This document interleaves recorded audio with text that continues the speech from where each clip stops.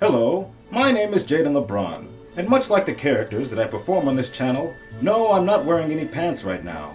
But the reason I'm here is not to simply flaunt my good looks and above-average speaking abilities, but rather to discuss the topic of adult puppetry and the common misconceptions that follow them. And yes, I'm well aware of the fact that I don't wear glasses, so I won't be using them for the remainder of this video. Now, let us begin by first describing what exactly adult puppetry is.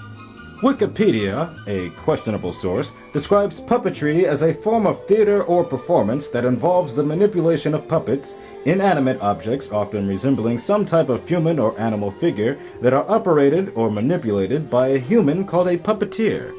Biologically, an adult is a human or other organism that has reached sexual maturity.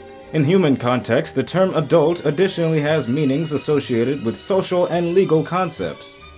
And what do you get when you combine an adult with puppetry? Well, once you sort of mash them together in this odd fashion, you get what's known as adult puppetry, a puppet performance that explores the ideas and concepts commonly associated with adults and adult themes. Adult themes in puppetry has existed longer than many people think, with some examples dating back to the very beginning of television itself, including Sam and Friends, Spitting Image, Rubbery Figures, Alf, Mystery Science Theater 3000, The Jim Henson Hour, Dinosaurs, Aliens in the Family, Lost on Earth, Trying Things So Comic Dog, Sifl and Olly, The Man Show, Farscape, Greg the Bunny, Puppets to Kill, Crank Yankers, The Chappelle Show, The Bronx Bunny Show, Live Hot Puppet Chat, Mongrels, and most recently, The Gorburger Show. In film, it began in 1976 with Let My Puppets Come, as well as some notable examples such as Meet the Feebles, the Puppet Master series, Team America World Police, and the upcoming movie The Happytime Murders. On stage, there's been Avenue Q and the Jim Henson Company's own Puppet Up Uncensored. But we're puppets and we're not too smart. We all it up. Get up. Get up. Whew, that was a lot. Based on the aforementioned titles, adult puppetry has been around for a very long time. But why is the immediate reaction to new adult puppetry content so polarizing?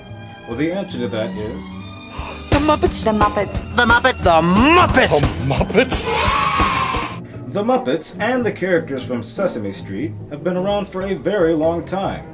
And based on their longevity and extensive popularity, it is difficult to argue that they haven't set a certain standard for what is to be considered good, wholesome entertainment for the kids and the kids at heart.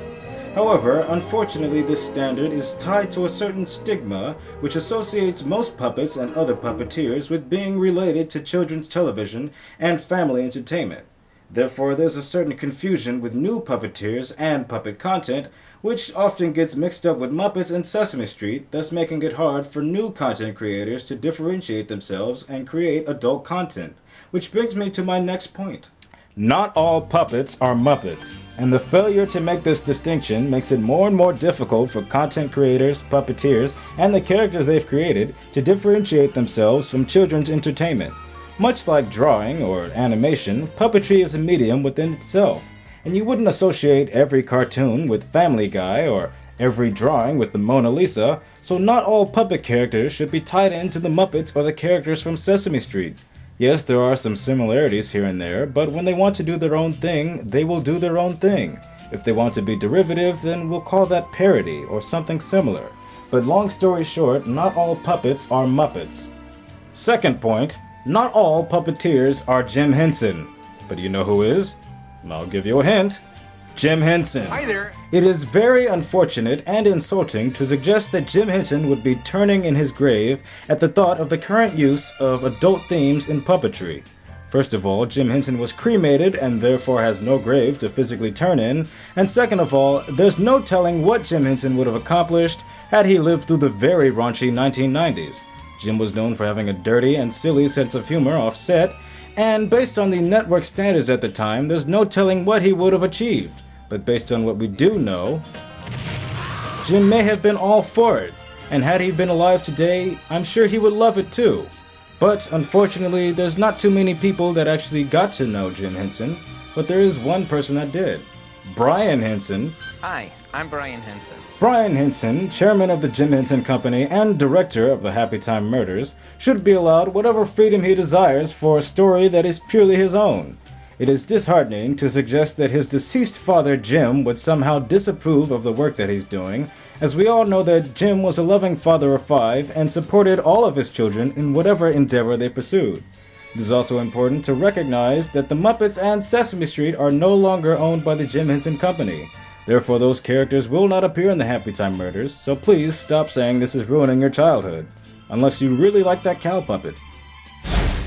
A common misconception frequently associated with adult puppetry seems to be that it will only consist of something of a crude nature pertaining to drugs, swearing, violence, and sex. However, people often forget that puppetry has and always will be a reflection on real society, and those aforementioned elements are frequently attributed to adults anyways. Let us also not forget that there is in fact a story and character motive behind everything you see in adult puppetry as well. Lastly, it is wrong to judge someone who does find that kind of humor funny, as they would not judge you in the way that you may like something more family-friendly. So those are my thoughts on adult themes in puppetry. And if you disagree with what I've said, well, You can get the out of my face!